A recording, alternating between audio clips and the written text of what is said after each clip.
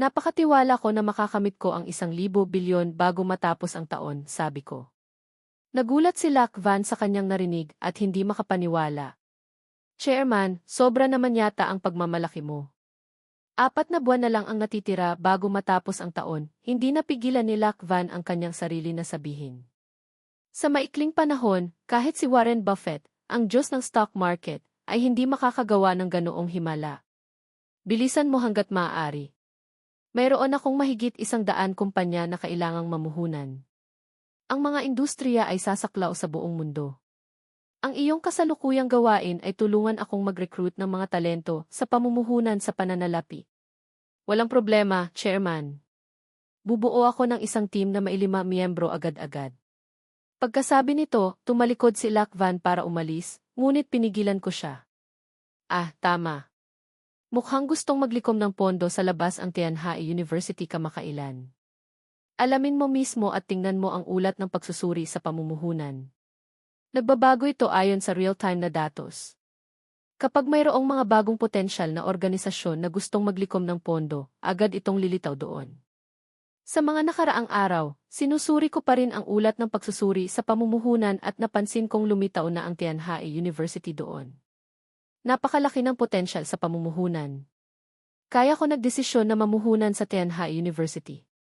At pagkatapos kong mamuhunan sa Tianhai University, hindi na magkukulang ang aking investment company ng mga talento sa pananalapi sa hinaharap. Walang problema, Chairman. Ipagkakatiwala ko ito sa iyo. Pagkasabi nito, tumalikod si Lac Van at umalis. Ang pagtatalaga ng maraming gawain kay Lac Van ay talagang medyo mahirap para sa kanya. Ngunit nagbigay ako ng mataas na sweldo at sapat na pagtitiwala na nagpuno kay Lac Van ng sigasig. Pagkaalis ni Lac Van, nagunat ako at bumalik sa villa. Sa oras na ito, nakaupo si Suking Luo sa tabi ng bintana, nagpipinta ng may mataas na antas ng konsentrasyon. Gustong-gusto talaga ni Suking Luo ang pagpipinta. Sa kanyang paglilibang, madalas siyang magpinta ng mag-isa. Interesado akong lumapit sa kanyang likuran. Nang makita ko ang nilalaman sa canvas, lihim akong namangha dahil ang nilalaman ng painting ay ako, at ang imahe ko ay nakaupo lamang sa labas at nagpapaaraw. Mukhang kanina, nakaupo si Suking Luo sa bintana at taimtim akong pinipintahan. Mapanirang lalaki, gumaling ba ang iyong painting skills? Maganda at pilyang lumingon si Suking Luo sa akin, naghahanap ng papuri. Gumaling ka, masyado mo lang akong pinapangit, pabiro kong sabi. Mapanirang lalaki, seryoso ako. Tulungan mo akong makita kung saan kailangan kong pagbutihin. Seryosong sinabi ni Suking Luo. Gustong-gusto talaga ni Suking Luo ang pagpipinta. Pag-activate ng bagong gawain. Pagpipilian isa, magbigay ng gabay kay Suking Luo sa pagpipinta. Gantimpala, 100 milyon puhunan. Pagpipilian 2, tumanggi na bigyan ng gabay si Suking Luo sa pagpipinta. Gantimpala, random na pagtaas ng 1 katangian. Hindi ko inaasahan na ang gawaing ito ay mag-a-activate din ng isang gawain. Ito ay pera na natagpuan ng hindi inaasahan. Agad akong gumawa ng pagpipilian. Kung ganoon, dahil sincere ka, gagabayan kita ng kaunti. Habang nagsasalita, seryoso akong nagbigay ng gabay. Binabati kita, nagpili ang host. Gantimpala, 100 milyon puhunan. Maingat na nakinig si Suking Luo sa aking gabay. Habang nakikinig siya, mas humanga siya sa kanyang magiging asawa. Ang kanyang mga mata ay nakatitig sa aking magandang mukha at hindi niya kayang umalis. Pagkatapos kong magbigay ng gabay, walang malay akong yumuko at nagtagpo ang aming mga mata. Ang kapaligiran ay biglang naging mainit at malabo. Dinilaan ni Suking Luo ang kanyang malambot na labi at hindi niya napigilan ang kanyang sarili na lumapit. Hindi ako tumanggi at tumugon ng may kahusayan. Ngunit nang makarating na kami sa kalahati ng halik, biglang tumunog ang nagmamadaling ringtone ng telepono. Mabilis akong humiwalay. Ang telepono niya pala. Kinuha niya ang telepono at tumingin sa tumatawag, medyo nagulat dahil ang kanyang ina pala ang tumatawag. Ina mo, sabi ko at mabilis na sinagot ang telepono. Mabilis na nagmula sa kabilang dulo ng linya ang boses ng aking biyenan, darating ako para bisitahin ka sa panahon ng bakasyon. Susunduin mo ako pagdating ko? Mabilis akong sumagot, syempre. Ngayon mayroon na akong pera, Tama na para dalhin ang aking biyenan para magsaya, at hindi ko siya pwedeng iwanan ng mag-isa sa bahay para tiisin ang mga mapanuksong tingin. Kasabay nito, hayaan ko siyang makilala ang kanyang magiging manugang. Pagkatapos kong ibaba ang telepono, agad na kinabahan si Suking Luo dahil malapit na niyang makilala ang kanyang magiging ina at hindi niya alam kung magugustuhan siya nito. Nang marinig na malapit nang dumating ang aking biyenan, kinabahan si Suking Luo. Zhang Cheng, hindi kaya hindi ako magustuhan ng iyong ina? Nag-aalalang tanong ni Suking Luo. Bagamat nakilala niya ang aking ina noong siya ay bata pa, wala siyang nararamdaman noon. Ngayon na siya ay malaki na, siya ay nababalisa. Napakaganda at kaibig-ibig mo, paano kanya hindi magugustuhan? Higit pa rito, mayroon na tayong kasunduan sa kasal. Tiyak na magugustuhan kanya, malumanay kong sabi sa kanya. Kung ganoon, mamimili tayo mamaya. Agad na naisip ni Suking Luo ang pamimili para mapabilib ang kanyang magiging ina, nagsusumikap na mag-iwan ng magandang impresyon. Hahayaan ko na sana siyang tumigil, ngunit tumunog ang system. Host, activate ang bagong gawain. Pagpipilian isa, samahan si Suking Luo na mamili. Gantimpala, 100 refund ng paggasta ng Diyosa. Pagpipilian 2, tumanggi na samahan si Suking Luo na mamili. Gantimpala, random na pagtaas ng isang katangian. Sanay na ako sa pag-activate ng mga gawain anumang oras, ngunit ang 100 refund na ito sa paggasta ng Diyosa ay lubhang kapaki-pakinabang sa akin ngayon. Sige, pupunta ako para mamili kasama ka mamaya, agad akong sumagot. Sa pagkasabi ko nito, dumating na ang gantimpala ng system.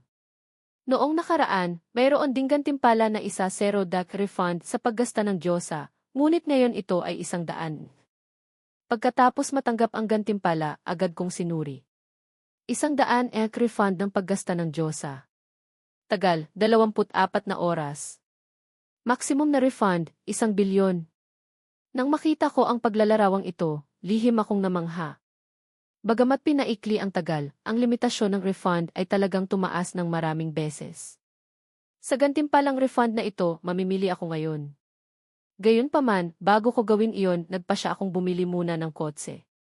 Pagkatapos ng lahat, kailangan kong pumunta sa airport para sunduin ang aking biyenan bukas, at hindi ako maaaring magsakay ng taxi para sunduin siya.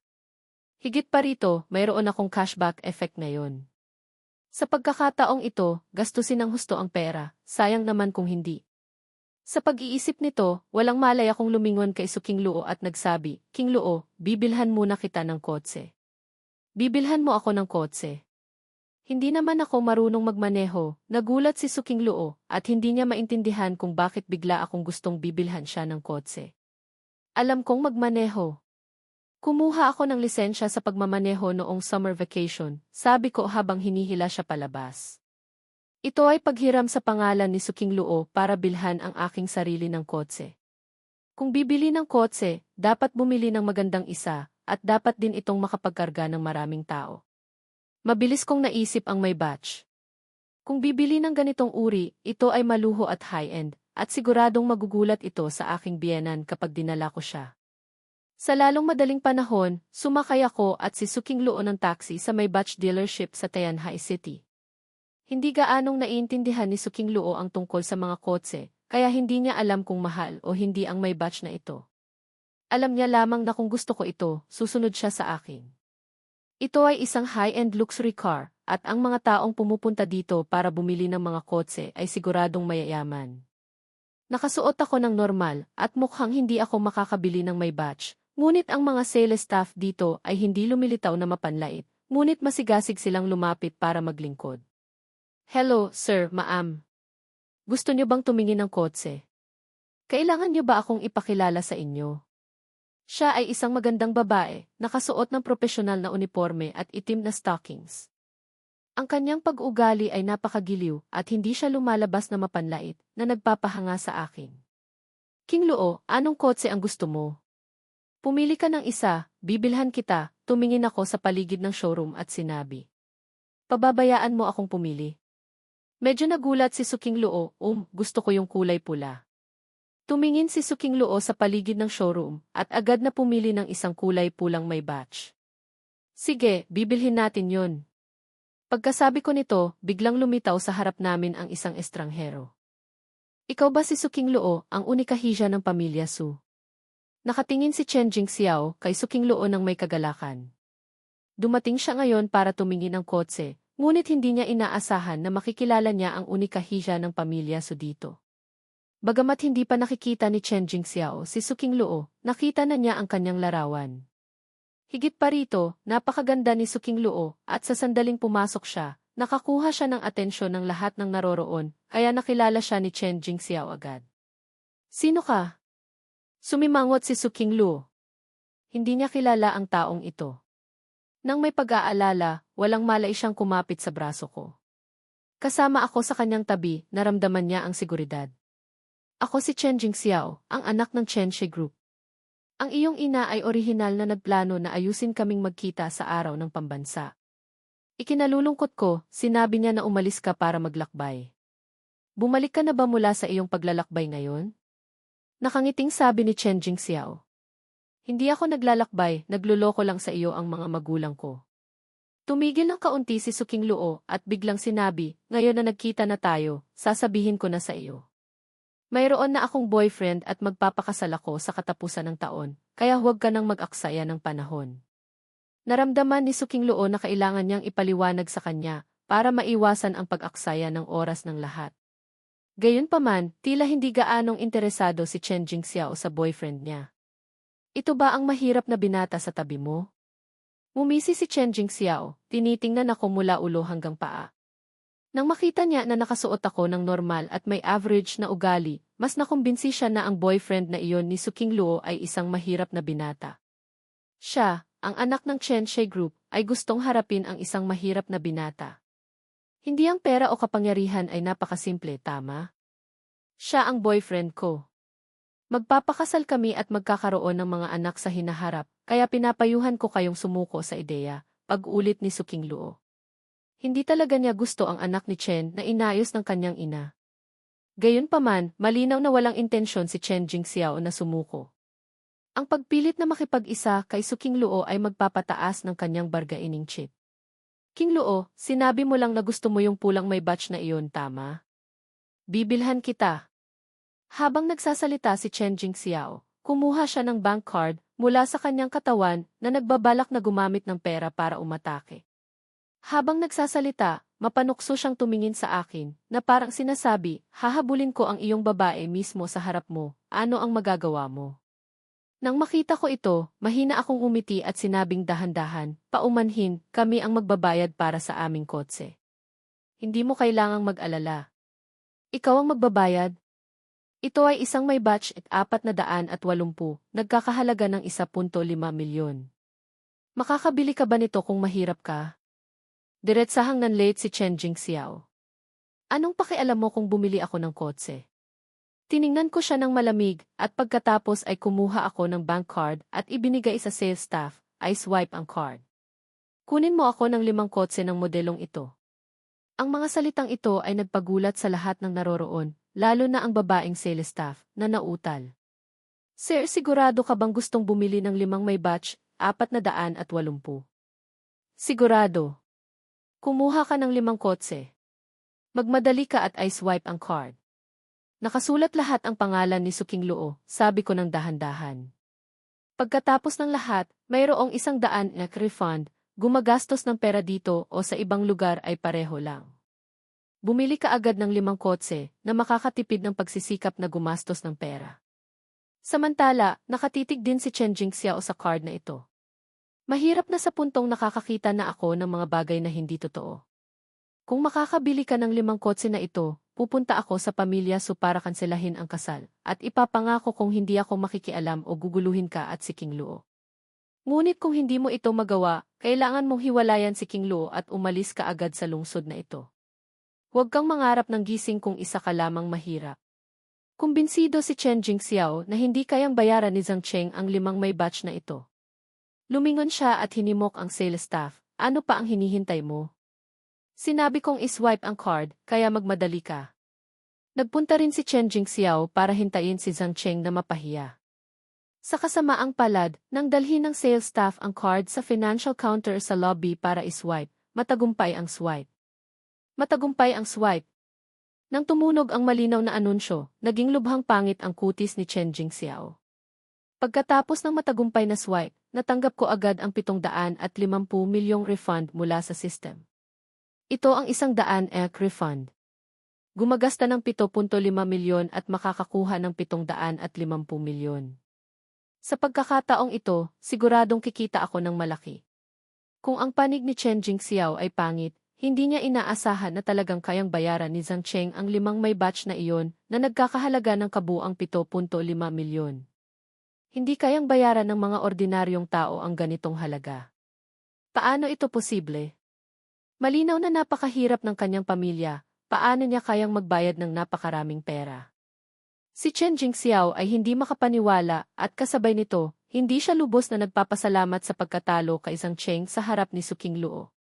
Samantala, kalmadong ibinalik ko ang bank card, sinulyapan si Chen Jingxiao at marahang umiti, "Ginoong Chen, mangyaring lumayo kayo kay Su Qingluo sa hinaharap. Asawa ko siya." Nang marinig ito ni Chen Jingxiao, lihim niyang kinuyom ang kanyang kamay. Walang sinuman ang nangahas na hamunin siya ng ganoon. Sinigawan ni Chen Jingxiao, ang isang ginoo ay nagpapanatili ng kanyang salita. "Kung maglalaro ka, kailangan mong magbayad. Pupunta ako sa bahay ng mga to upang ipawalang bisa ang kasal agad-agad."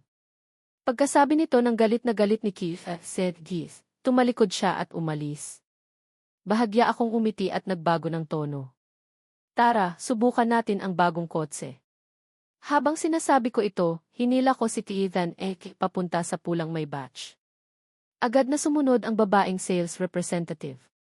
"Sir, heto po ang susi ng kotse. Ang 4 na natitirang kotse ay pansamantalang wala sa aming tindahan. Kailangan pang maghintay ng ilang araw."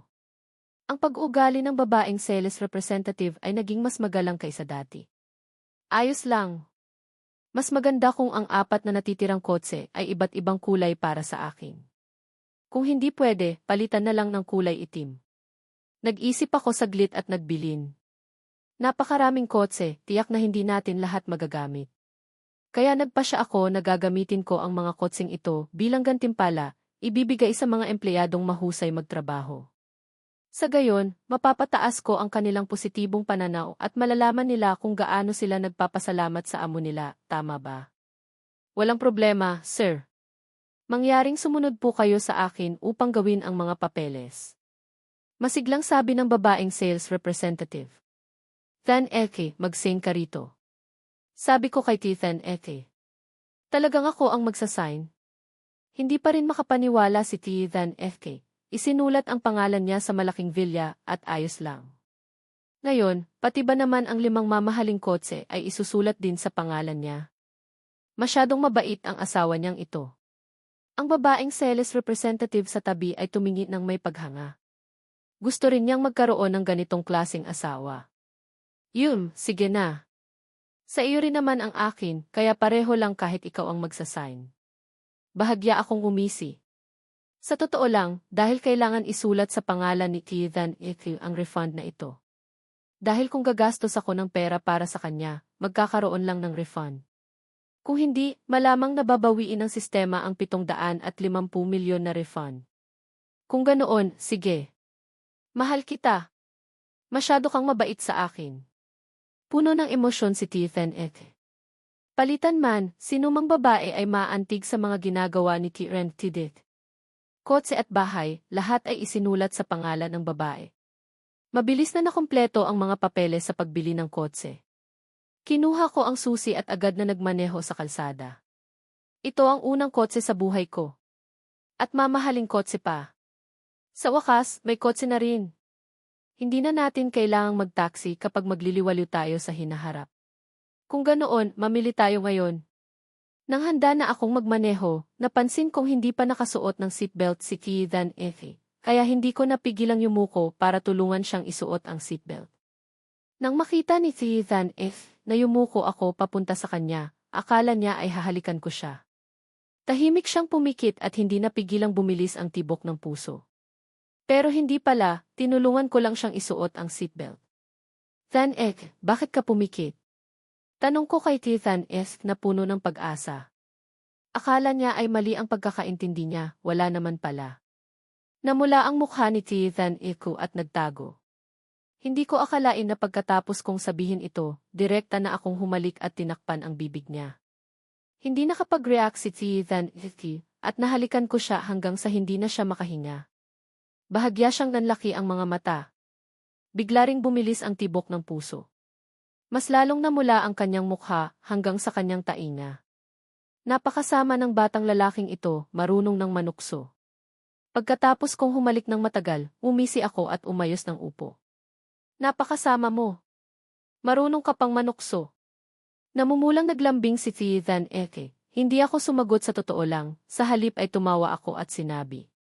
Magmamaneho na ako, Dan Eke, kumapit ka ng mabuti. Pagkaraan ng kalahating oras, maayos na nakaparada ang kotse sa ACA High Shopping District malapit sa Fintnet Villa. Ang 250 milyon na natitira ay gagastusin dito. Nakarating na tayo. Simulan na nating mamili. Than kung ano ang gusto mo, sabihin mo lang. Huwag kang mahiya, ako ang magbabayad. Ang natitirang refund limit ay 250 milyon, ibig sabihin, kailangan gumastos ng 2,500,000 dito para magamit lahat. Ang limit ngayon ay bumili ng gamit para sa future mother-in-law. Ako ang magbabayad. Noong nakaraan, binigyan mo ako ng 1,000,000, hindi ko pa nagagamit. Sabi ni Ethan Eku habang inilalabas ang AFIT card na ipinasok ko sa kanya noon. Nang makita ko iyon, nanlaki ang mga mata ko. Kung ikaw ang magbabayad, ano pa ang ipaswipe ko? Sige na, ako ang magbabayad ngayon, ikaw naman sa susunod. Determinado ako. Mayroon pa akong 2,500,000 na hindi pa nagagamit, paano ko hahayaang si Ethan Eku ang magbayad? Pero sa pagkakataong ito, mas lalong determinado si Ethan Eku. Hindi pwede, para ito sa future mother-in-law ko. Dapat ako ang magbayad. Medyo nainis ako. Sa sandaling ito, muling tumunog ang sistema. Bing, aktibo ang bagong task. Pagpipilian isa, sumang-ayon sa kahilingan ni Ethan Eku. Gantimpala, 100,000,000 cash, 1,000 consumption refund card. Pagpipilian dalawa, tanggihan ang kahilingan ni Ethan Eku. Gantimpala, random na pagtaas ng isang attribute. Isa na namang pagkakataon para kumita ng pera. Nang makita ko iyon, agad akong pumili na sumang-ayon. Sige, ikaw ang magbabayad ngayong gabi. Bagaman sumang-ayon ako, mayroon pa rin akong sariling plano sa aking isipan. Si Ethan Eku ang bibili para sa nanay ko, at ako naman ang palihim na bibili para kay Ethan Eku. Sa gayon, sasang-ayon ako sa kahilingan ni Ethan Eku at magagamit ko rin ang natitirang limit. Sa tingin ko, napakatalino ko. Pagkasabi ko noon, muling tumunog ang sistema. Ting! Binabati kita, amo. Napili mo ang gantimpala, 100,000,000 cash, 1,000 consumption refund card, validity, 3 araw, maximum refund, 1,000,000,000. Pabuti ng pabuti ang pagbibigay ng regalo ng sistema. Masaya na ngayon si Ethan Eku at kumapit sa braso ko habang pumapasok sa shopping mall. Napakatagal na nang nakabili kami ni Ethan Eku at umuwi. Sa pagitan nito, nagdahilan ako na pupunta ako sa banyo at palihim na bumili ng isang set ng alahas para kay Ethan Eku. Dahil dito, nagamit ko ang lahat ng natitirang limit. Nang makauwi na ako, saka ko lang naglakas loob na ilabas ang set ng alahas. Ethan Eku, may regalo ako para sa iyo. Ano? Bakit ka pa bumili ng gamit para sa akin? Parang nagrereklamo si Ethan Eku, pero sa kanyang mga mata ay may bahid ng kasiyahan. Isang set ng alahas ng Cartier, gusto mo ba? Habang sinasabi ko ito, binuksan ko ang set ng alahas. Agad na lumitaw ang isang kumikinang na set ng alahas sa harap ni Ethan Eku. Pulseras, kwintas, hikaw, kumpleto ang set ng alahas ng Cartier. Napakaganda! Si Ethan Eku naman, babae rin siya. Paano niya hindi magugustuhan ang ganitong klaseng alahas? Isusuot ko sa iyo, ha? Habang sinasabi ko ito, kinuha ko ang isang kwintas at isinuot kay Ethan Eku. Napakaganda! Kapag isinuot, para kang prinsesa. Puno ng paghanga kong sinabi. Hindi maitatanggi na si Ethan Eku ay talagang ipinanganak na maganda. Kailangan lang isuot ang kaunting alahas, para na siyang prinsesa.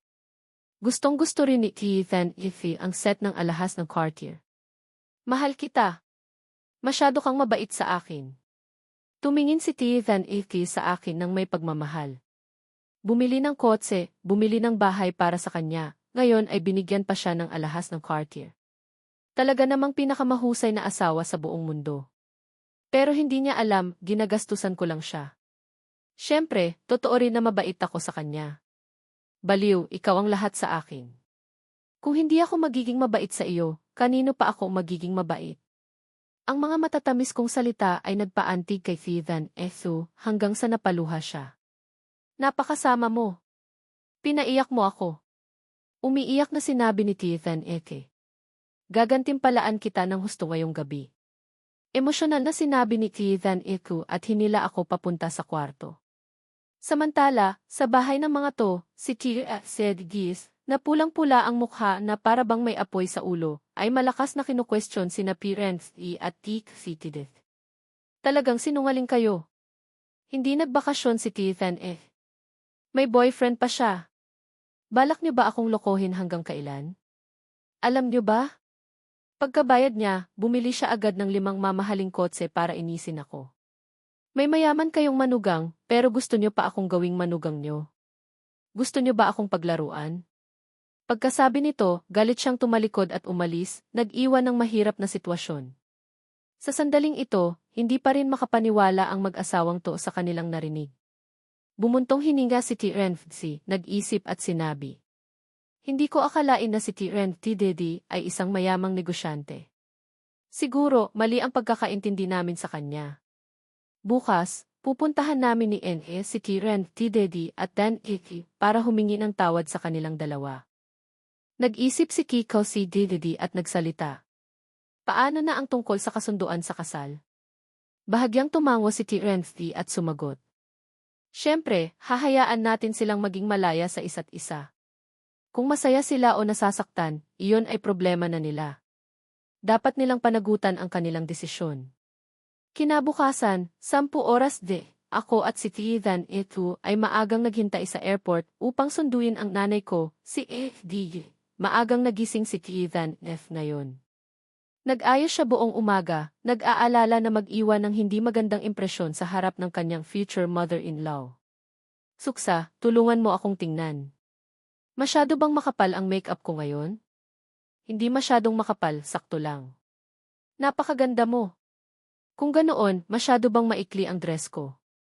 Baka hindi magustuhan ni Then wag mong masyadong stress ang sarili mo. Magugustuhan ka ng nanay ko.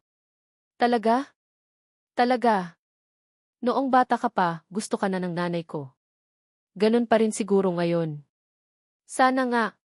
Tahimik na kinakalma ni Ethan ang kanyang sarili, pero hindi pa rin niya mapigilang kabahan. Mabilis na lumabas mula sa airport ang isang babaeng nasa middle-aged na nakasuot ng simpleng damit. Tinutulak niya ang isang lumang maleta, pagod na pagod dahil sa malayo niyang pinanggalingan. Nang makita ko ang babaeng nasa middle-aged na ito, pumunta ako papunta sa kanya. Nang makita ni Ethan ay agad siyang sumunod. Nanay, narito kami. Napansin din ni FD ang kanyang anak. Isang ngiti ang lumitaw sa kanyang pagod na mukha. Anak, sa wakas ay nakita na rin kita.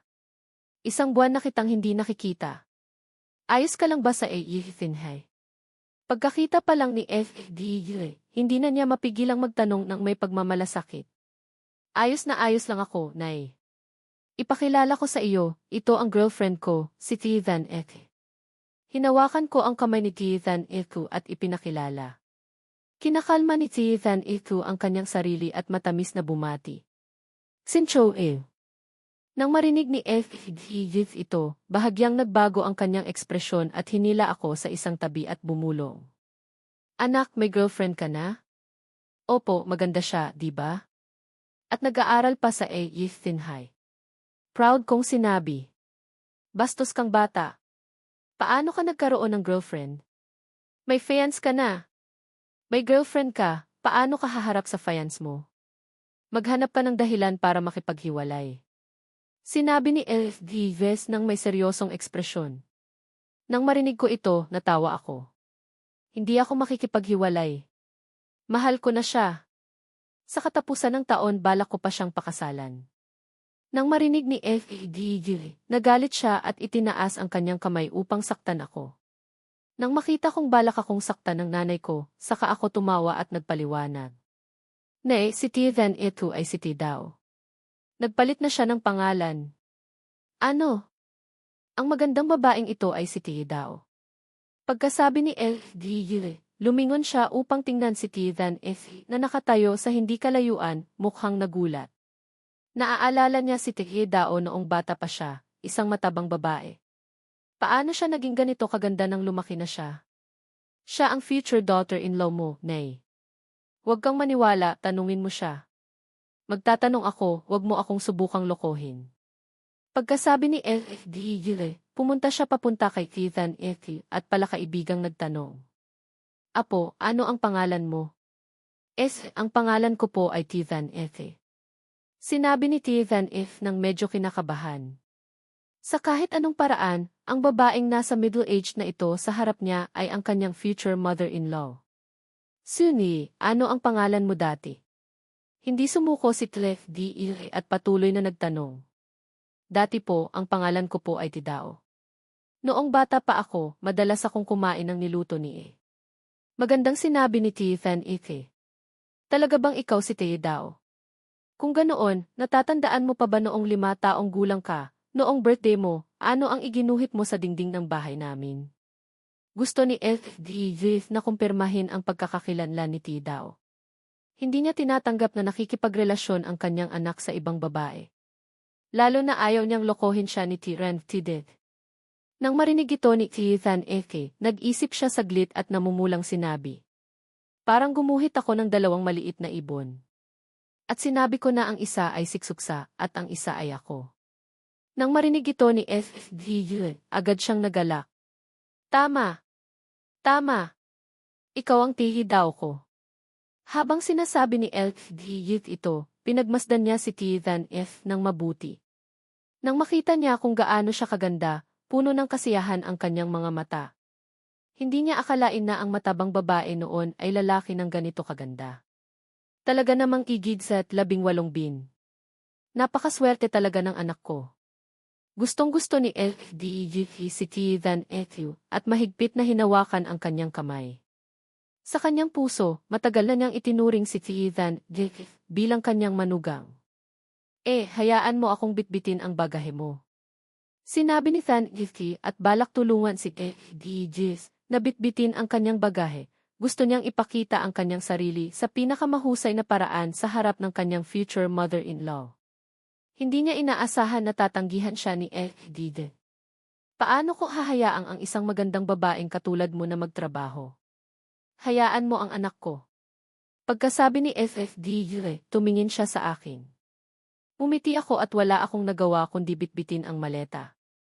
Tidao, tara na. Masayang sabi ni FFD. Opo, tama po kayo. Sabi ni Tivan habang kumakapit sa braso ni FDGs palabas. Ang mga taong hindi nakakaalam ay akalain na sila ay mag-ina. Naiwan akong kawawa, bitbit ang maleta at sumusunod sa likod. Mayroon na siyang manugang at nakalimutan na ang kanyang anak. Bumuntong hininga ako at sumunod sa kanila. Ngunit masaya rin ako nang makita kong magkasundo silang dalawa. Nang makita ni FDG ang bagong-bagong luxury car na sumundo sa kanya, bahagya siyang nagulat. Tidao, kotse mo ba ito? Bago pa at tiyak na napakamahal nito. Alam ni FDG na walang pera ang kanyang anak, kaya natural niyang inisip na si Kidan ang bumili ng kotse. Sa kahit anong paraan, mayaman ang pamilya ng mga to dagdag pa, kulay pula ang kotse.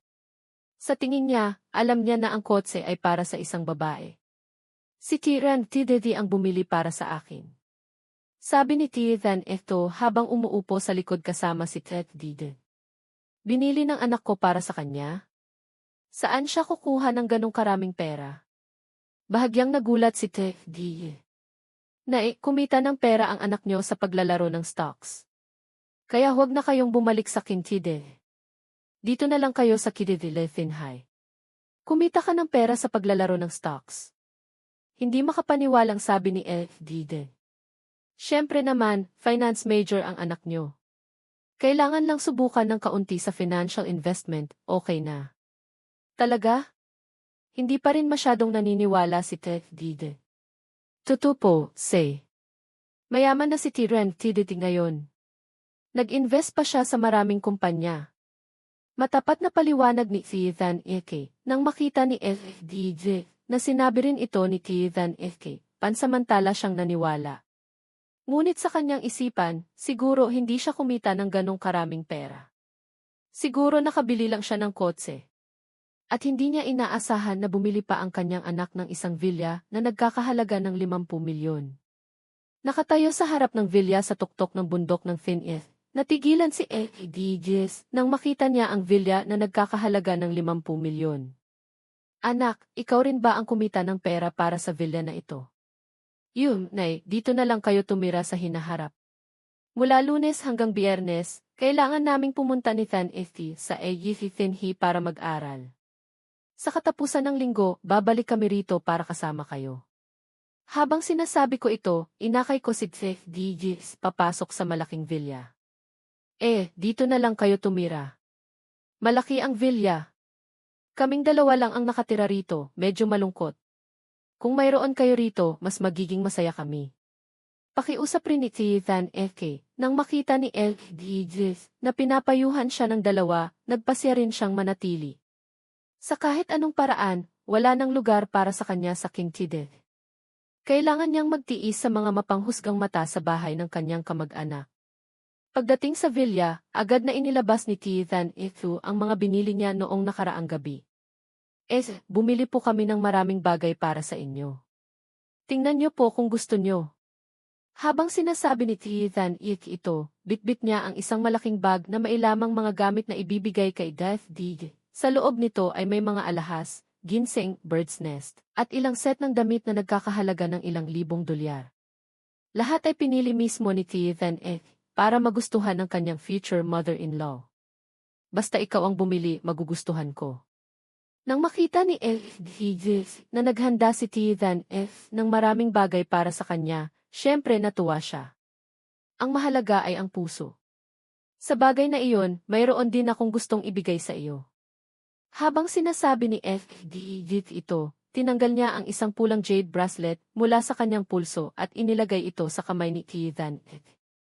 Tidao, ang jade bracelet na ito ay pamana ng pamilya ng mga PN at ito ay isang tanda ng pag-ibig. Ngayon, ibibigay ko ito sa iyo. Mahabang paliwanag ni FDJ, ipinapakita nito na tinanggap na ni FDJ si Ethan Eke bilang kanyang manugang. Wag po, napakahalaga nito. Hindi ko po matatanggap. Gustong tumanggi ni Ethan Eke, ngunit pinigilan siya ni FDJ. Ang jade bracelet na ito ay ipinapasa lamang sa mga manugang ng pamilya ng mga PN, o ayaw mong maging manugang namin? Nakangiting sabi ni FDJ, nang marinig ito ni Ethan Eke, agad siyang namula at tahimik na tinanggap ang jade bracelet. Ipinapahiwatig rin na handa siyang maging manugang ng pamilya ng mga PN. Tama iyan. Ngayong gabi, gagawa ako ng baozi para kainin nyo. Nang makita ni FDJ ito, hindi niya mapigilang ang kanyang kasiyahan. Nang marinig ito ni Ethan Eke, agad siyang namula at nahihiyang sumagot. Sige po, nanay. Aalagaan ko at mamahalin ko pong mabuti ang anak nyo. Tila na puno ng init ang buong silid. Ang mga nakaraang hindi pagkakasundo ngayon ay mga malalayong alaala na lamang. Magkahawak kamay na lumabas ng pinto sina PN, TDD at Dan Eke. Ang banayad na sinag ng araw sa hapon ay tumatabon sa kanila, tulad ng isang bagong simula para sa kaligayahan ng batang magkasintahan.